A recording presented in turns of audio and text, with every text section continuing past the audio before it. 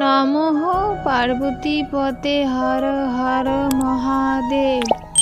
আমি স্বপ্না, আর আমি আজকে বৃহৎ শিব মহাপুরাণের 20 অধ্যায়ে পাঠ করতে চলেছি।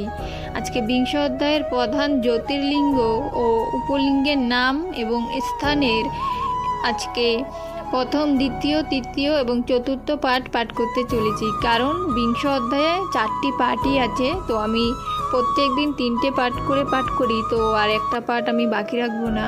একদম 20 অধ্যায় আজকে শুরু থেকে শেষ পর্যন্ত পাঠ করব।